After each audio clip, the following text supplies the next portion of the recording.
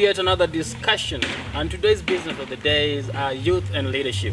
We are honored to be hosting one of the youngest gubernatorial candidates of 2022 elections, of course Migori County to be precise, County 044. I'm your boy Jacob Otieno, representing Bonyeza Star TV, and of course with my colleague here. I'm your boy Brian Ocheng, representing Braxo TV. Right. Yes. Mr. Byron. Yes. How are you? I'm really fine. You're good, yeah? It is a good day. Okay, for the first people, people seeing you for the first time, who is Byron? I'm the beacon of hope from Migori County. By the way, I'm called Byron Oginga, the first and the second governor in waiting, the most useful candidate, who has all it takes to be in office. 2022.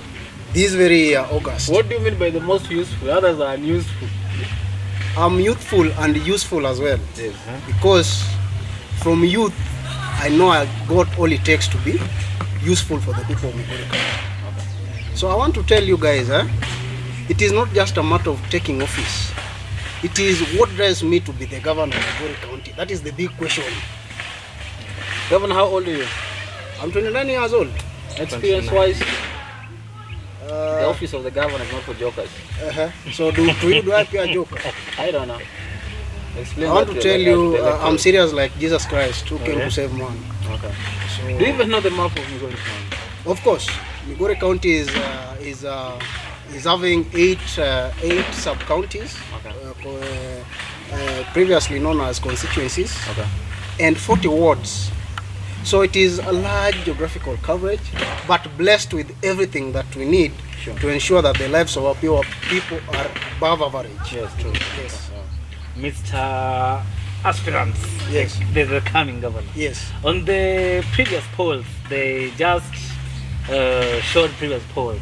You are at 20%, just close to Mr. Uchila Yako, who is at around 22%. So how have you made it to the ground so that you can get at least this 20%? That is the definition of hard work. And soon enough, Uchilo will not see me Dr. Chilo because I respect his title Thank you. Charity. Yeah, so I only also welcome him to work as much as I'm working so hard, so that if I beat him, there is nothing of court case, there is nothing kijana mdogo ametuchenga kidogo. I work my ass up each and every day. I talk to these people and they tell me, my friend, you have my vote. So that opinion poll can suggest for you where we are going. Speaking of Dr. Chilo, John Pesa, we have Dalmas. These are people who become MPs, senators, members of houses. They have worked Before, in the country. They have You represented see, us. both of you have said they have worked, which means they hold a common title. We They are ask you all that in formers. terms of experience, not in terms of where they need to go next, but in terms of experience. So- What qualifications do you have to become the governor of this particular? So let me ask you, what qualifications, sir? I'm qualified by the Constitution. By my education, I'm qualified. To run. Yes. To run. We ask me about to lead. To lead. Yes. I've been a student leader. Nice. Some of them never saw it. But again, Yes. I don't want to bank my reasoning on that. Leadership is God-given. Yeah. And that leadership, if it is God-given, it means that once in your office, you can execute what the people want. In terms of resources, What resources? What do you mean? of course, to become a governor, statistics has it that you need about 5 to 10 million shillings for you to traverse this entire On country. top of 5 to 10 million. Yeah. I'm not going to say how rich I am. Okay. That one is my bedroom affair. The secret So card. I want to tell you guys, I don't want this discussion to be more about John Dachepes, Dr. Chila Yako, Honorable Badalmas. Focus on me and my candidature, so that we can tell these people what I intend to do. Because if that opinion poll is lying, or if it is the real one, August will not lie. Mr. Governor, approximately. I have a question for you, Mr. Governor. Yes, Lately, you've been walking around. yes, You've traveled all over the county, yes. talking to large groups, small groups, everywhere. You must have something in your pocket to do business. Where do you get your funds, or how do you get your funds, or what do you have Back to to the walk around the country? You see, what I have is a rich mind. But even It's a if you rich have a mind. rich mind, you must And have something in a your pocket. sugared lip. So you don't have anything. So your in rich pocket. mind is going to give To Uchila give Yako a hard a run time. for his vote. Yeah. Of course, not even around for his vote, even around for his pockets. Because I'm penetrating each and every day. I like that one. And the people have told me, my friend, we don't even need your money. Have your money, you can go feed your wife and children with the money. Tell us what you are going to do for us that these people have not given us. And it is for a fact, some of these people coming for the position of governor, we gave them various positions in the last election. They have not even delivered close to 10%. How do you now come again to tell the people, the one which you gave me, now I don't want it, I want a bigger one. When the lower one, even the Bible says, he who can be trusted with a little can be trusted with a big one. Am I making sense? I'm told that when we gave Uchilo the mandate to become the senator for this particular county, one of his agendas was to bring to book the outgoing governor, who is Okoto Badu. Do you think Uchilo did his job to perfection?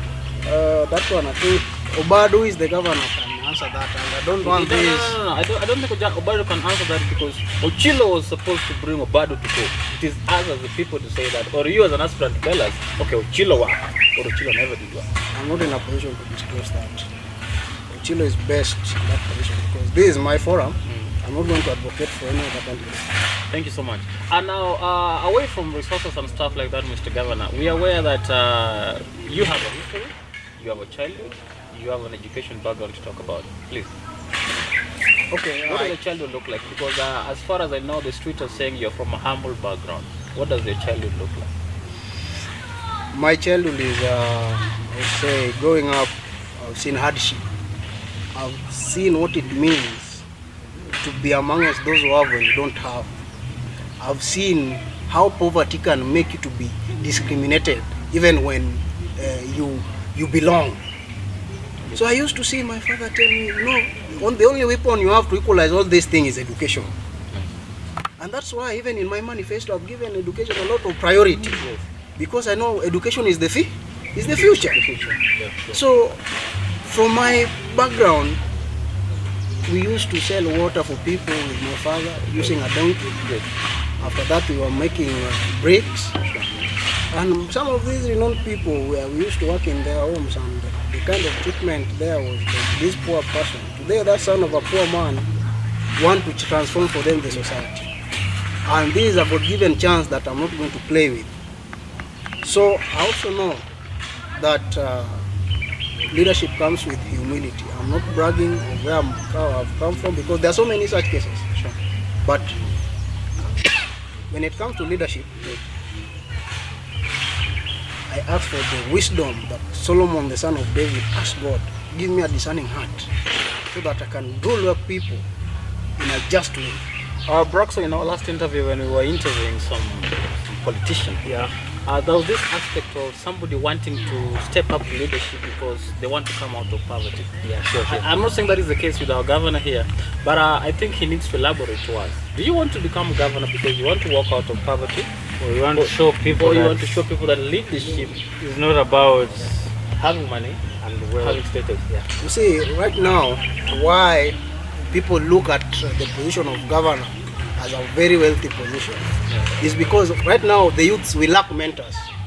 Somebody, if you look at the leadership of this person, will say so and so came at this point, he transformed that one.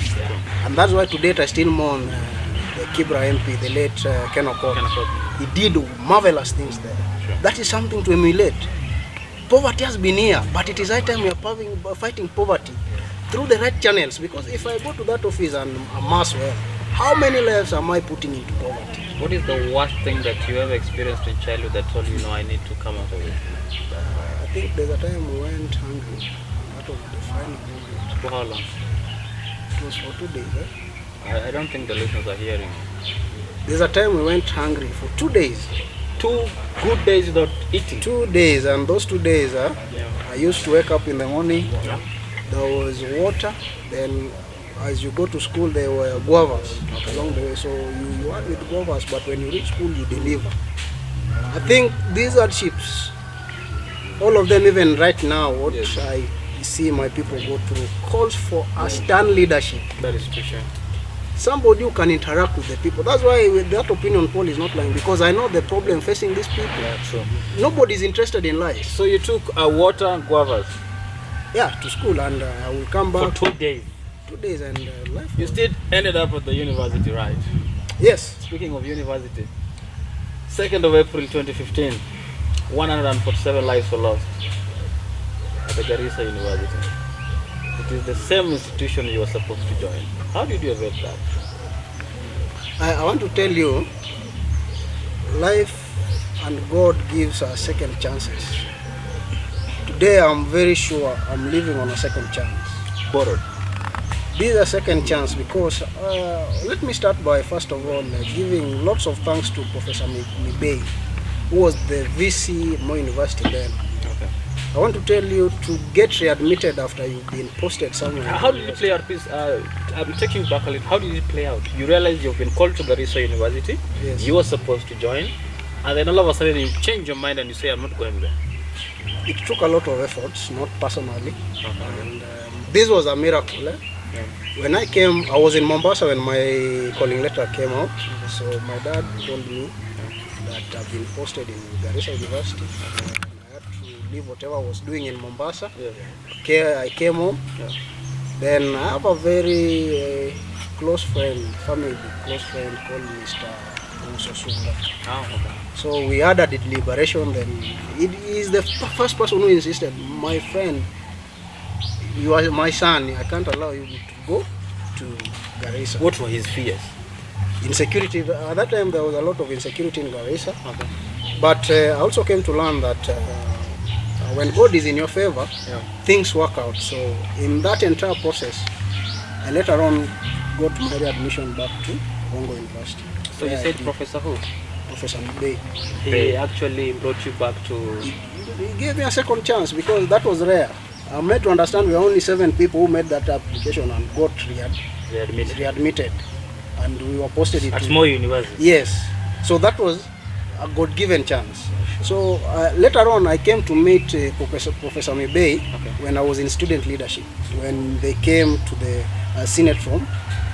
So from the main the main campus. campus. Yes, from Moi University. Yeah. And it was a very fruitful discussion. So Professor Mibei, wherever you are now, I'm a product of your Does it haunt you that 147 lives were lost and you could have been among them? What I can say, whatever happened, I cannot rephrase it. But all we say is to give thanks and glory to God. To the parents who lost their children? I don't want to speak about it. It brings emotion that you can't guarantee. Yeah, sure. Mr. Governor. So far so good. We have a lot of parties in this coming 2020 election. So you as okay, let me say it. You are vying for this seat. You must have a Just party. call me the next. The next. Okay, the next. We got to governor the second. The second. The second. So the second. Byron Oginga the second. Yes, just call me. Okay, Mr. Byron. Yes. So far so good. Youths in Migori, they are okay with you. The response is good. People are talking about you, and youths are ready to support fellow youths for these kind of elections. Yes. So can you tell them which party are you going with? Because as you know, here in Migori County, there's this talking about ODM. Okay, everybody thinks about ODM. So you as Byron, I think which party? Mr. Brian, let me correct you first. Okay. As a leader, am I going to work for the party or am I going to work for the people? That's what I want you to tell You know, us. we are speaking both based on leadership and politics. And politics. Politics demands that you become part of a particular political party or not. Where Or is it? not. Dude, Leadership demands that probably you work for the people, Yeah. but the party has a huge influence. In your election. The election. You see, I want to help both of you. Sure. The party which you guys have in mind is ODM because it is the most popular party around here. But does it mean if it is the most popular party here and I don't have a chance to get into the most popular party here, I should forgo my dream of governing my people and transforming their lives? That is no question. According to the So ground, if you're not in ODM. if you ask me if I'm answering you, I'm not going to come with any party. I'm going to come as an independent candidate and I'm going to face whoever is going to be given the party tickets that are lined up. Do you have an allegiance to the party leader of ODM? Of course, I support as a leader. I support Azimio and the presidency Okay. of Raila Odinga. Yes. But down here, Yes.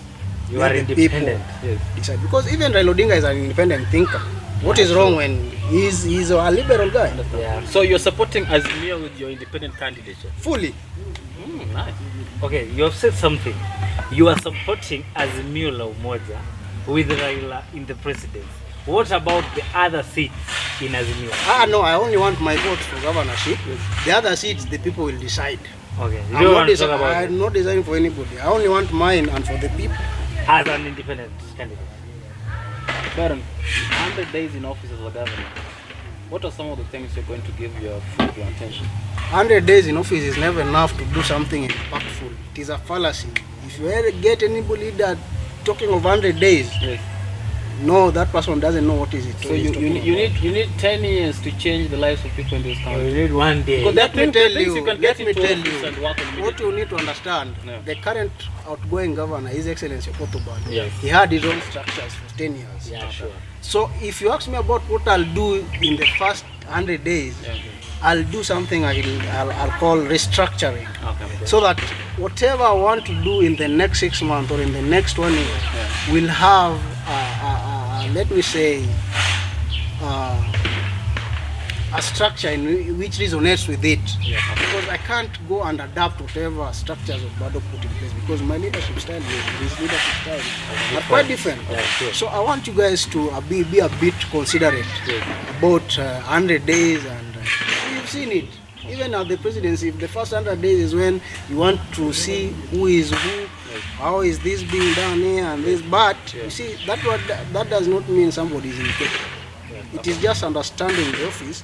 Then once you strike a decision, it flows very well. Because right now, if you look at the position of a governor, it is the people, not even the governor, it is the people. Because if after the 100 days, that is roughly 3 months. 3 months. Yeah. So in the next 6 months, if I don't do something, I don't want to be a PR governor. I want to be the delivering governor. Who knows?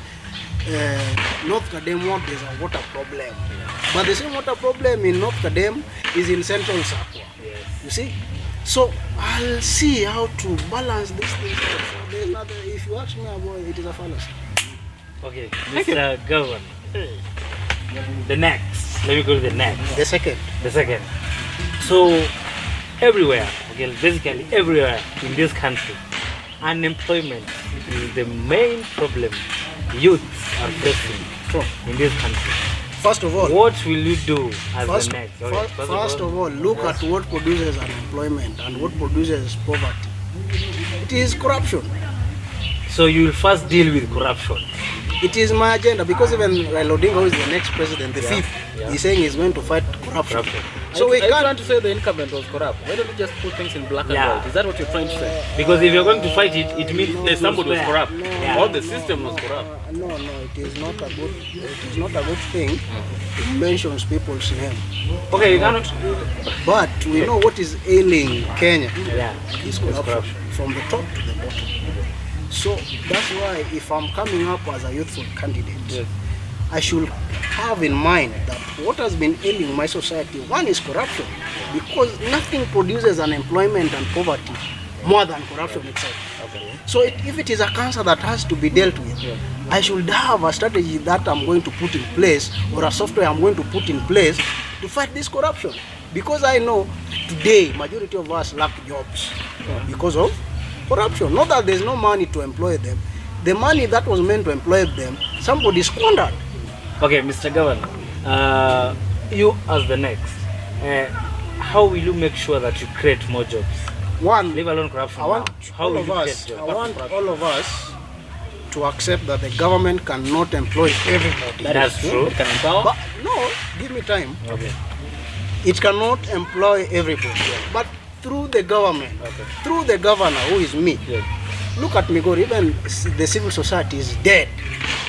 We can run programs with the civil society that can also absorb some youth into their program and they get jobs. Look at Kazi Mtaani. That was something that was to be done by counties, not even the national government. Yeah.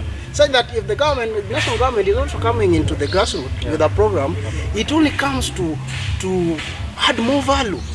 You see, so me I can say without fear, if given chance, I'll adopt the Kazi Mtaani because that thing touched homes. And I'm also coming with my own programs that I don't want to speak of now. But once I'm in office, I know there are very many things we can do with the youth. Governor, forgive me for this. But the reason I was asking about 100 days in office is that within 100 days in office, you hear 100 million has been transferred to your brother, your sister, or probably Braxo, just because Braxo is a good friend of yours. I want to tell that you, kind of leadership, is it something you want to, borrow and carry through? That is stupidity. That is stupidity. If people elect you, they elect you with honor. Okay, yeah, true. If people give you any mandate to serve them, they've given you that mandate with a lot of you. Yes. Okay. I won't. But there, my background has a lot to do with Christianity, and my dad and my mom has a lot of influence that. And what is rightfully yours? Okay. And give Caesar what belongs to Caesar, and give people what belongs to the people. Why would I steal 100 million which can construct and furnish a full hospital or a full dispensary and have drugs in them? Are you aware that our district hospital does not even have labs for our health workers? Those are the same things that I'm going to fix once in office. Because right now, even if I say they are not there, what can I do right now? I'm only asking how you're aware, because you must be aware of the government in which you're going into. I'm very fully aware. Now, other than corruption and the other scandals and so many things we're hearing that are behind courtrooms and stuff like that, let us speak about matters development. What are the areas you feel probably the outgoing governor did not do so well that you want to go and thrive on? That you let us not mention names, them first priority. You see, it is just a lot. If we start with farming, we have one of the richest agricultural sites around. But I want to borrow something from the 5th president of Kenya, Raila Oginga. If Raila is talking about industrialization of the country, which means some of these industries will be localized to the devolved governments. So you ought to have asked me, what kind of industries do I envisage building or constructing in Migori County? Nice. One, I want 2 millers, 2 maize milling plants in Migori, one in Kuria and one in Rongo. Reason? Because one, there's a lot of maize production in Kuria land. And because of this side where I'm putting it in Rongo, there's a lot of maize farming in Rongo, though it is mostly sugarcane. But I want them to see that as an alternative, because we have problems with Sony. So if Sony is not giving them rewards, they will take their products to. That will create another more job, another avenue. Sure. Two, we have down in Nyatike, we have a lake. Yeah, Lake Victoria. When I was growing up, let me tell you, there was a fish plant somewhere along Migori Sirare Road called Midas. Midas employed hundreds of people, and fish was coming from Lake Victoria, Nyatike, and it was being processed there is when it could live. That is not happening. When you are going next to Migori Muslim, there was a place called Katworo. There was a lot of sisal coming from the interior parts of Sona and Nyatike. They were being processed there. Those are the things I'm going to focus on. And sisal, even if you go to some parts of Kuria, there's sisal. Yeah, a lot of it. Yes.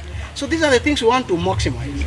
If we can have these industries back, reviving them, let me call it so, then we can have at least, even if not all percent, but in my policy I was with my technocrats, I was told if those industries I've talked about are put in place, we are going to reduce unemployment by close to 40%.